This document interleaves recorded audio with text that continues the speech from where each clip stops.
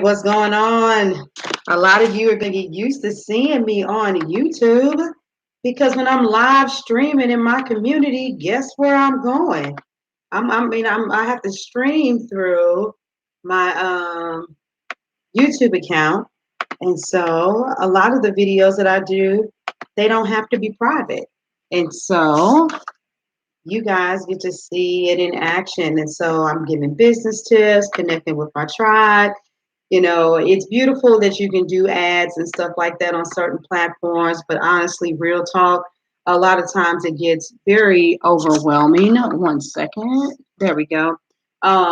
Because there's so many things that we don't control, and the algorithms, the rules are always changing. And so it can start working your nerves just a little bit.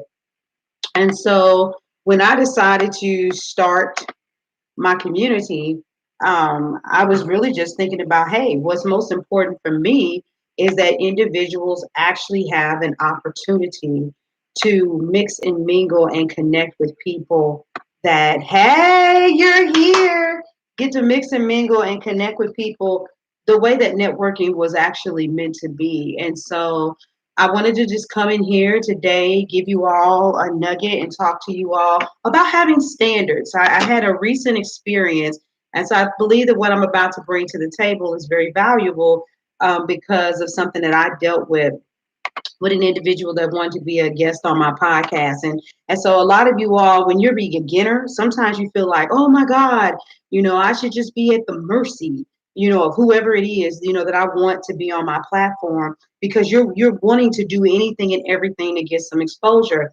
And I'm a firm believer that if you start off compromising, then you will ultimately end up compromising.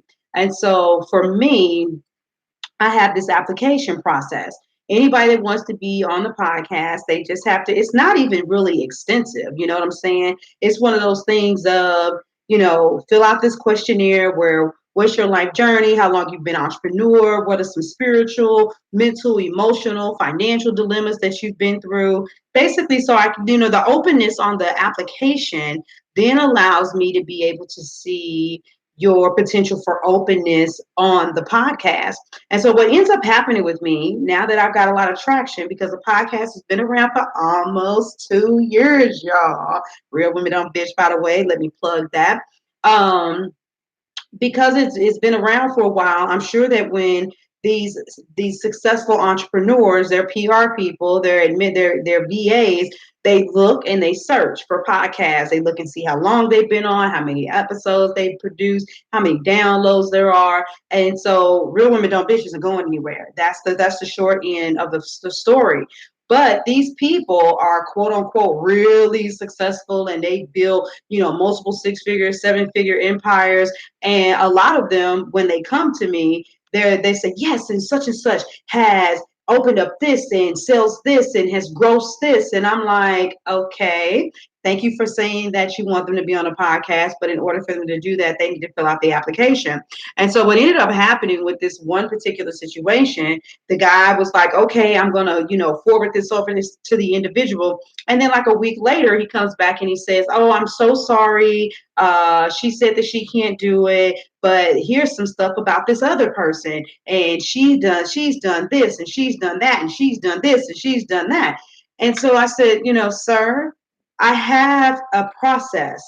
And no matter what you send me, those individuals still need to go through that process. And so it's like, yeah, well, I was basically just trying to even make sure that the person was even, a good candidate, because I don't want to waste their time. See, my name was Ellen DeGeneres, and my name was Oprah Winfrey, and I said that you had to dance on your baby toe, then you would do whatever it was that I said that you had to do, because you perceive them in such a place that now all of a sudden your humble muscle works. Like I told him, I said the accomplishments doesn't tell me anything about the soul of the person. And then I gave him 4 links. I said, see, what you should have done is you should have actually listened to the podcast first. You should have went to episodes where you listened to me interview candidates to make sure that people are a good fit. The reason why the application process is there is because I protect and respect my brand, and I don't want anybody that doesn't line up with my brand on my podcast. And I was just recently listening to to Eric Thomas, and he was talking about how there are certain podcasts and radio shows that he won't go on. You know, when he was in the beginning stages, he was just trying to get on everywhere. And he was like, wait a minute. But if I'm a guest on that show, then that means that I'm saying that I align with their values. And if I don't, then I shouldn't be there. And so a lot of you really got to ask yourself, what are my core values? You said, right, Tammy. What are your core values and what do you stand for and what do you believe in? Because if you stand for it now and you're not just trying to do any and everything in order for you to get a name for yourself, then you won't stray from that. You say people say trying to book your process, but want you to respect theirs. Yeah, and when he made the comment, I basically need to make sure they're not wasting their time. Like I said, at the end of the day, it's a two-way street. And it's only a two-way street if the guests on my podcast actually promote to their audience. A lot of people, it ends up being a one-way street. But when you come onto my podcast, then that means you're opened up to the entire world. And Real Women Don't Bitch has been downloaded in 77 countries so far. Our goal was 30,000 downloads by November the 6th. I think we're only 1,000 downloads away from actually hitting the goal in the month of freaking October. So and those podcasts are there forever. But if you promote it to your list and you let people know in your audience I'm on this show, then guess what? Then I get exposure as well. But it's only a two-way street if the other party decides to communicate. And so I just listened, and it was like, yeah, one of them launched some big product or something. It was like, well, maybe I can make it up to you. We can make some kind of arrangement because they're doing a big launch, and I can send something to you. I'm sitting there thinking to myself, I don't want your shit. I don't want anything that it is that you have to offer, because the mogul that I am and the mogul that I am becoming is not predicated on me getting bribes or compromising myself or doing shit the way that people want me to do it. And so the whole reason why we become entrepreneurs is because we want to regain control of our life. We want to regain control of the way that we depict the way that things should go, not because we want to stay stuck again with somebody letting us know what our value is or what our value ain't. So, that's the big gist of today's, video. What are your standards, and stand on them? Okay, they're called standards for a reason. Don't sit on them, stand on them, and stay firm in them. And so when you know who you are and you are authentic, it comes with the territory. Now, for those of you that are listening to me, and I know Tammy, you're watching, you're actually inside of the Authentic Collective. If you are an entrepreneur and you want to be around like-minded women, you want to be in an environment where it's not based on algorithms, it's not based on you paying to play, where spamming is not allowed. Offers are allowed, but spamming is not, because just taking a friend request and then saying, hey, do you want to make $6 million and learn how I did this in 6 steps in 6 days and I'm free, versus saying, let's have genuine connections. There's a lot to, offer in the community. So for the people that are on the outside listening versus the people on the inside, one of the things I want you all to consider is coming to the group called Badass Body 365. We have got to change. So, I'm segueing and I'm offering another nugget really quick. I'm not saying everybody has to want to be a 36, 26, 48, or wow, I'm telling my own hips, LOL. But what I am saying is this: taking charge of your health, being concerned about what you're putting in your body, deciding to be active is imperative.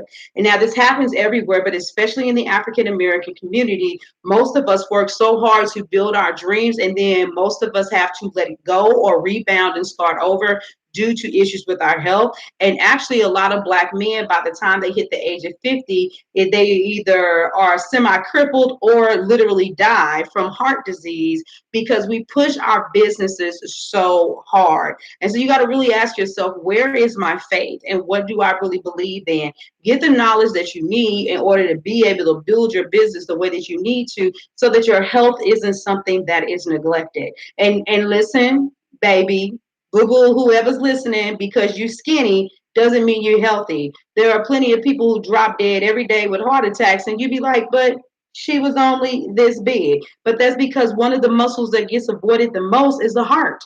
The cardiovascular activity and the things that we're putting in our body, we're not always making the best decisions. Now, the group is not about anybody imposing a specific regimen or specific types of workout, but it's to enlighten people. And it's also just to be in an atmosphere where working out actually fucking means something, where yoga and stretching and powerlifting and dancing and whatever you doing and your broccoli, cauliflower, or whatever it is that you eating, your protein, it's actually fun to talk about.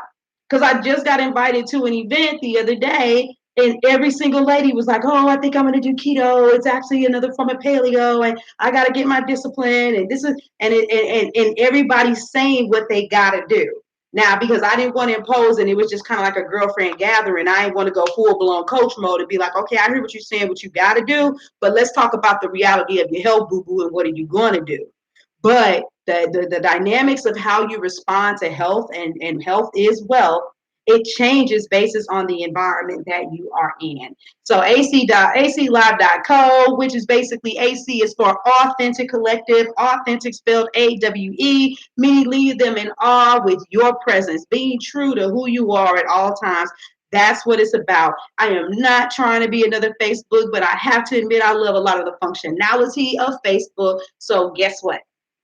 That means you can set profiles and you can have friends and you can do posts and stuff like that. So it's kind of like in between Facebook and IG, but the thing that makes it different is that there's no grid for all of your posts. So that's it. I'm gonna get out of here, and I'm gonna also Tammy, I don't know if you're in the 365 badass group, but I'm gonna hop off here and then I'm gonna go do a live in the badass group. So I'll see you in a second if you can join me. In the meantime, deuces.